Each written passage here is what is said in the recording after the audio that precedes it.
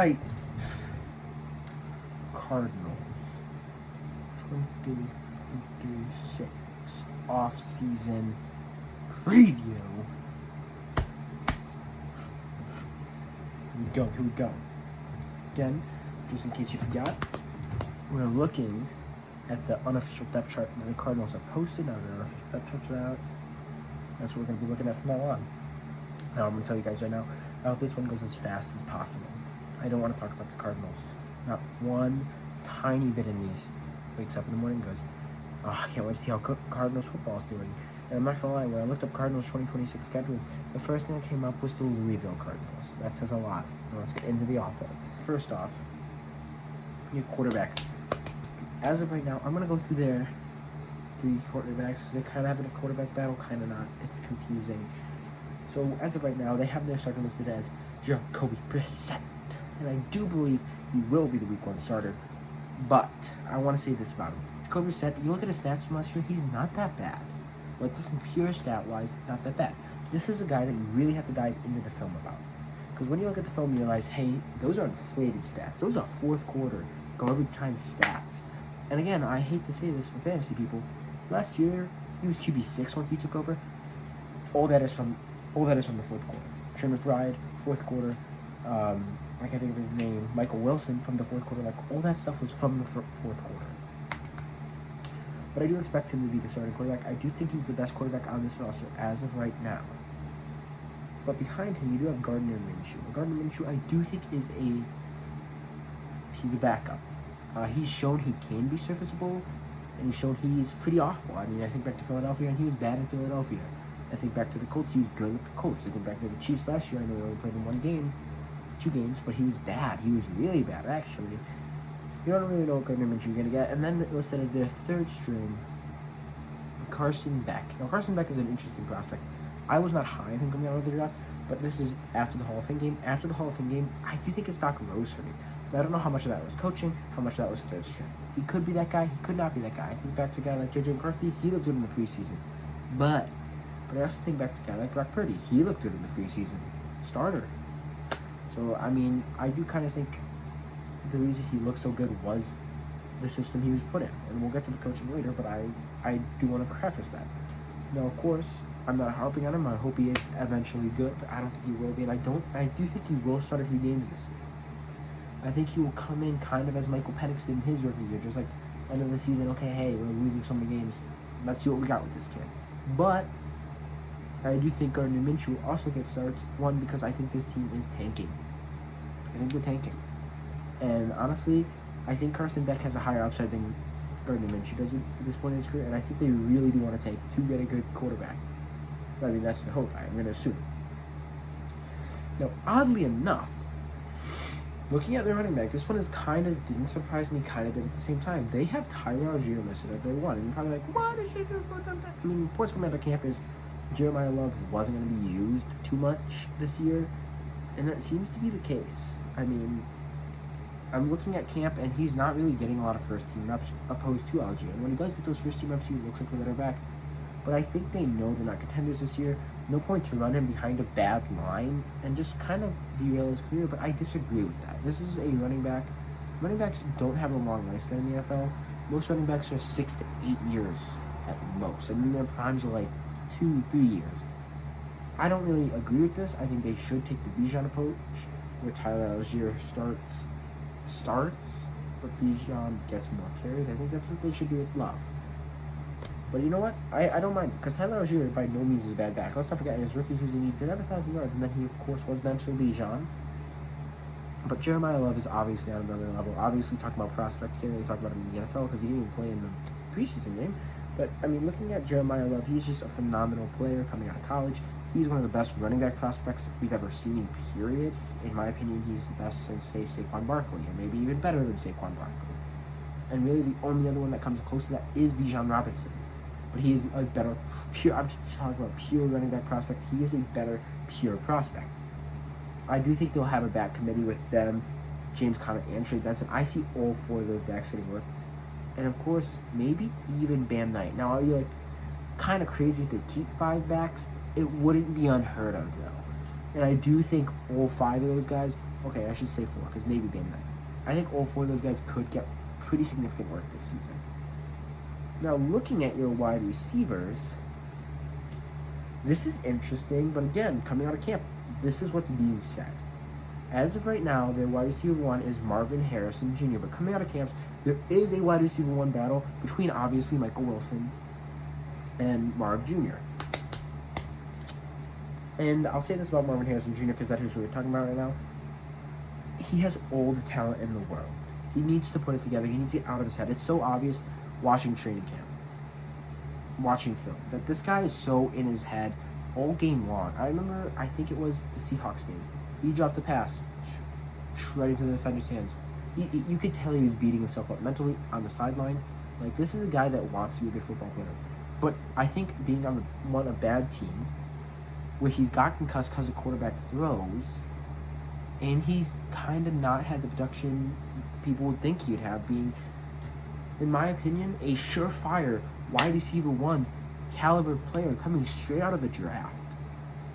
And I think, and honestly what I've noticed from film, and this is going to sound stupid, that Marv should never go across the middle of the field in Arizona. Every time he's on the middle of the field, you could tell he's not comfortable opposed to outside, where he honestly outside, when he's the outside receiver, when he's the true X, he is making great plays and great catches.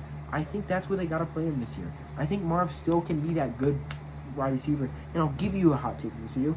I think he does end up being the wide receiver 1, and I think that he does end up having a breakout. He needs to get out of his head. He needs to get in tune with his quarterbacks. In his defense, his quarterbacks suck. There's no way around it. No offense to Jacoby Brissett, Gardner Minshew, and Carson Beck, but they all suck. They are not the answer, and I feel bad for this kid. And I do think if he doesn't perform this year, their fifth-year option is gone. And I think that's better for him. I really do think it is for him to just leave Arizona. I don't know if he'll ever truly be unlocked in Arizona. Now, of course, looking at Mike Wilson, with a 1,000-yard back for the first time in the season. Sorry, receiver. Now, again, I want to say this about Wilson. His stats are so inflated. Looking at his stats, like, oh yeah, those are good stats for him. But no, but you look at the film, and a lot of his production comes from the fourth quarter, and there's obviously nothing wrong with that. But that is garbage time. In my opinion, he truly has not, broken out as a player against a real defense that's trying. And then, of course, your 3 is actually a 3 that I really like. It's Kevin Bourne. Now, Kevin Bourne last year with the Niners had a few great games, and of course with the Patriots a few years ago, he also had a few great games. This is a guy that can give you really good games every now and then, especially if one of your starters is down. Well, he is a starter technically. You want to choose go down. So I actually really like that receiving core on paper. Now, I will say, I think the Michael Wilson hype is a little out of hand, and obviously Kendrick Bourne is not that good of a guy, and Marvin Harrison Jr. hasn't proven himself. But I think this is a receiving core that can really prove themselves and bring it together and make this team look better. Now, we're talking about receivers. We're going to talk about the best player on this team. It's either between him and Buda Baker. Trey McBride, somehow 99 overall matter. Makes no sense. But obviously, Trey McBride just set a record for the most catches by a tight end in a single season, breaking my boy Zach Ertz's record. Now, listen. Trey McBride is an absolutely phenomenal player no matter who is throwing him the ball. Now, again, his numbers are a little inflated from the fourth quarter of last season. That does not mean he's a bad football player, and I want to stress that about the other 2 guys I said it for as well. And this is a guy who has proven he can be elite versus good defenses, too. Obviously, Trey McBride will be the one in this offense. He's always going to be the number 1 target. And there's not much to say about him. In my opinion, he's the top 3 tight end in the league. And I literally just said that last video about the Niners, George Kittle. Tell me I'm wrong, though. Honestly, in my opinion, he's the best tight end in football right now. So, yeah. Then looking at your line, which your line's pretty bad. Paris Johnson, wow, this is a guy that has really good name value in my opinion, because I look at the film from last year and dang, he kind of sucked. But in passing and rushing, he sucked. Now he's demanding a huge contract. I believe it was $40 million a year is what he asked for. Crazy. He's not worth it. He hasn't proven it. I mean, and that's just a shit ton of money. He hasn't proven it. He needs to put it together. And the rest of your line isn't really worth mentioning in my opinion. Elijah Wilkinson, Isaiah Adams, Jate Forder, and Isaac Samalo. Now, outside of some cool names, none of these guys have, shown anything. Isaac Samalo is obviously a good enough guard to stay in the league as he's been in. Let me take a look. 11, 12 years now. This is his 12th year. He's definitely a serviceable guard, but he's not a good guard. And again, your center, who has been in the league 8 years, is a serviceable center. That doesn't mean he's good. I want to stress that. He's not really good. Now, Isaiah Adams, he's only in his 4th year, but he hasn't shown that great of play either. Again, just looking strictly off film-wise. And Elijah Wilkinson, this guy, I hate watching film on. I hate watching film on this guy. Let me take a look how many years of his career he's in. 10. Yeah, 10 years? He doesn't look like that. This does not look like a veteran. This is a line that's all serviceable guys that are average to below average. And Paris Johnson maybe just a little above average. This line sucks. And obviously the line's a big part of the offense. When I get back, we'll be talking about the defense. I talked about the offense way longer than I wanted to, I'm not gonna lie. Oh my god. Looking at this defense, we're gonna start with the D tackles. And I want to start with Walter Nolan. I have him being my defensive breakout candidate of the year. I'm kind of in love with Walter Nolan. The stats, if he can stay healthy, stay on the field, I just think he'll be good. But then looking at Roy Lopez, Andrew Billings. Andrew Billings isn't awful.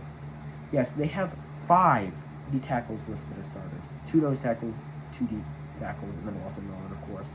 Darius Robinson, Dante Stills, Roy Lopez. I don't know who any of those people are. Don't really care to learn. And, of course, Andrew Billings isn't the worst D tackle, but he's not necessarily a good D tackle. So, yeah, that is a interesting D tackle. Now, looking at your outside linebackers and inside linebackers, what we might have, again, a little bit of a position battle for your right outside linebacker, Xavier Collins and Baron Browning. I know Xavier Collins, I'm not really too up to date on Baron Browning, so I'm not gonna lie, I didn't look at film because I was trying to watch Cardinals film when I was. But yeah, I mean, I know Collins is definitely a serviceable outside linebacker, and I do think he will eventually get the job. I looked at a bit of stats from last year, and yeah, he did look a little rough, but I do think he will be. Now, Cody Simon and Mac Wilson Jr. as your inside linebackers. Now, Cody Simpson is not a good linebacker. I don't care what anybody tells me. Now, Mac Wilson Sr., I'll say this about him. He's definitely a veteran, and you want a veteran linebacker in your room, obviously, but I wouldn't also say he's a spectacular veteran. He's definitely not the worst starting linebacker in the league, but he's not anywhere close to top 10. So overall, the linebacking core sucks. And you're probably like, oh my god, this guy's flying through the defense. Yeah, the defense sucks. Outside of one guy, honestly. Now looking at the corners, again, your corner 1 is Will Johnson, who is a good corner. He looked very good last year when he was able to play. He had some rookie mistakes. Obviously, corners are having rookie mistakes. In my opinion, corner is the hardest, besides maybe quarterback, to transition over from college to the NFL in terms of seeing players develop and fail and succeed. So he's good if he can stay healthy. Now, Sean Murphy Bunting, I'm not gonna lie, when I first heard his name, I was like, oh, I know him from Madden. Yeah, he's awful, just like he is in Madden. So you have one good corner when he's healthy, and Sean Murphy, and then Max Melton and Denzel Burke. How's your other corner?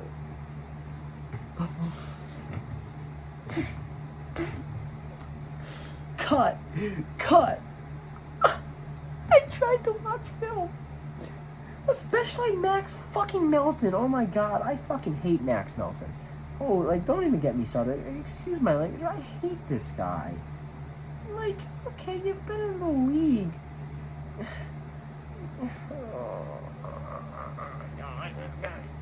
You've been in the league only 2 years, right? But he's looked awful every year. And I would argue he looked worse last year than his rookie year. Again, the stats don't look any better. I don't like him. I keep Max Melton away from me. And then Andrew Wingard at safety. Now, Andrew Wingard, I'll say this about him. I think he's a little bit underrated. Is he a phenomenal safety? No. Is he a good safety? Sometimes no. I think he's literally the average safety in the NFL. Oh my gosh, we're not even 4 minutes in, and I have one player left to talk about. But don't worry. I can glaze this player till I die. Buda Flippin' Baker. And I know Buda Baker is having a little trade rumors around him right now. I do not expect him to get traded. Obviously, he's either the best player on this he's the best player on this defense, and he's either 1 or 2 on the roster. It's between him and Trey McBride. But he is 30, I'll say that, and he's definitely slower. He's not as athletic as he once was. But this is a guy that's going to give you all on the field every chance he gets. I mean, obviously, he's probably not going to get a lot of chances. Obviously, you have one standout guy in the defense. The offense isn't going to look at him. But yeah, this is a good guy that it will be a good safety for you this year. So yeah, that's the entire roster. I know that was quick, especially the defense, less than 5 minutes. But we're going to get into the free agents. I was talking about Isaac Sumala. Now, I feel like, again, I wanted to save this for this bit. I feel like I really, knew him. I believe he was on the Steelers. I feel like I really knew. I just looked at the film, too. I'm sorry. It's late. It's 5 in the morning.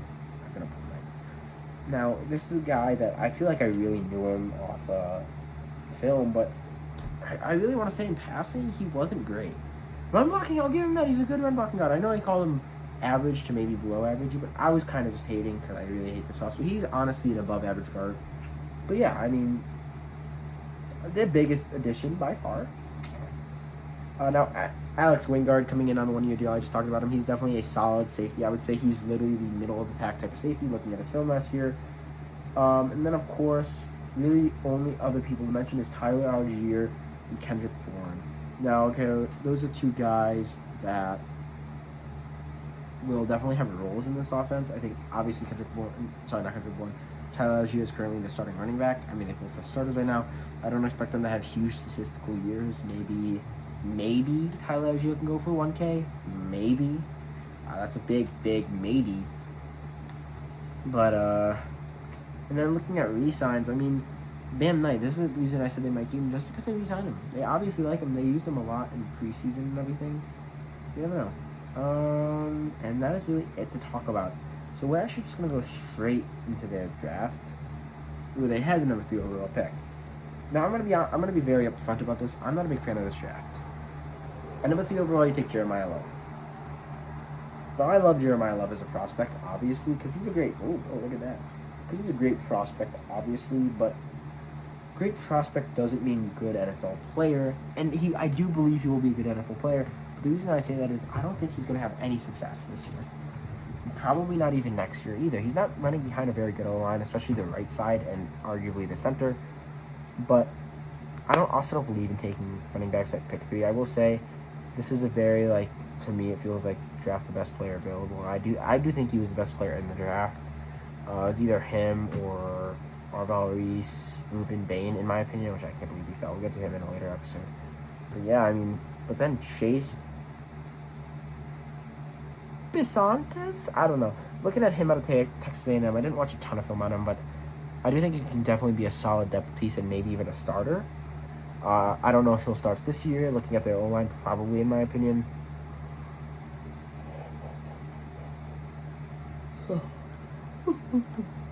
Because looking at their starter, again, it's just nothing great.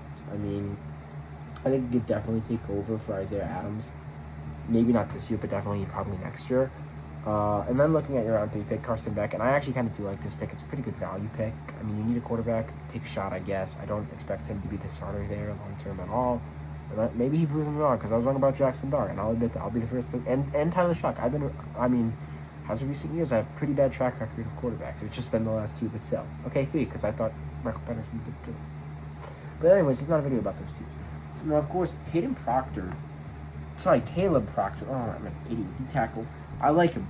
Obviously, brother of Caden Proctor. I like Caleb Proctor in the 4th round. I think it's a pretty good value pick, especially because he needs D-tackle help. I like it.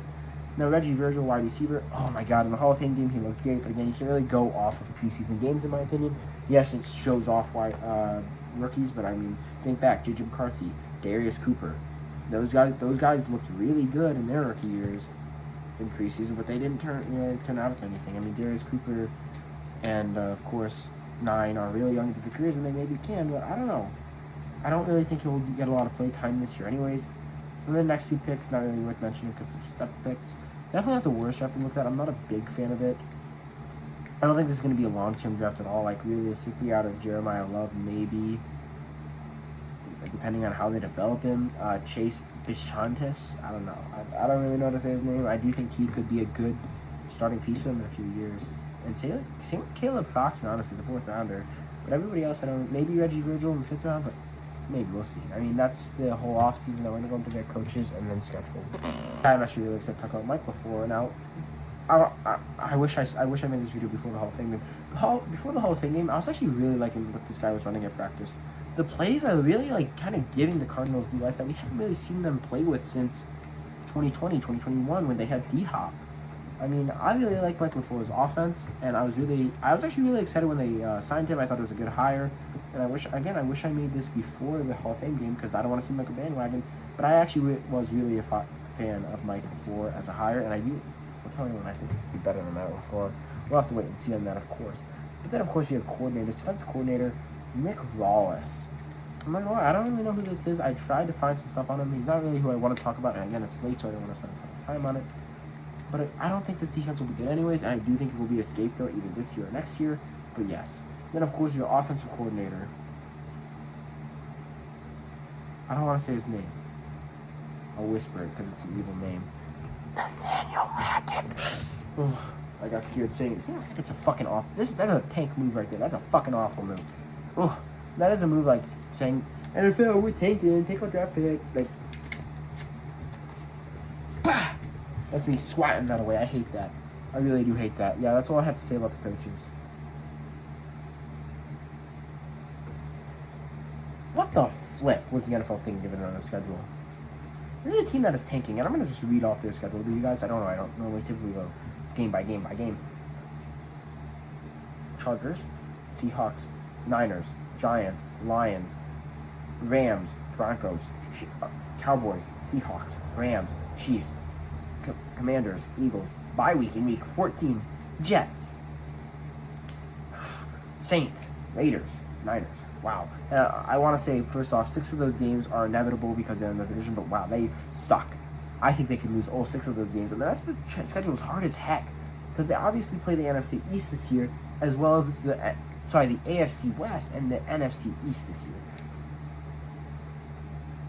2 divisions that are looking pretty promising, and of course they're the best division in football. So I'll come back to you with their record prediction, but it's not going to be very good. It's going to be another Dolphins X1. Optimistic with this team when I say I think they can go 3-14 at their floor, and their ceiling is 5-12. I think I'm going to have them going 3-14 though. I mean, realistically, this is a ridiculously hard schedule, and I think I'd honestly be lucky to get 3 wins. Because you have to obviously face the Rams, Seahawks, and Niners twice. But then outside of that, you have the Eagles, the Cowboys, the Chargers, the Chiefs, the Lions, who were a 4th place team last year, by the way. Obviously, the Broncos, the Giants, and Commanders may be good this year. Like, maybe the Raiders take a step forward. Like, this is a shit schedule. And honestly, I could see them going lower than 3 wins. But I'm going to trying to be realistic, and I do have them going 3-14, which is, as of right now, is the 2nd overall pick. And they finished last in their division, absolutely shocker to nobody, and missed playoffs. I mean, if you go 3-14, you're gonna miss playoffs. So yeah, I mean, thanks for tuning in. Spread some love today, and I love you all.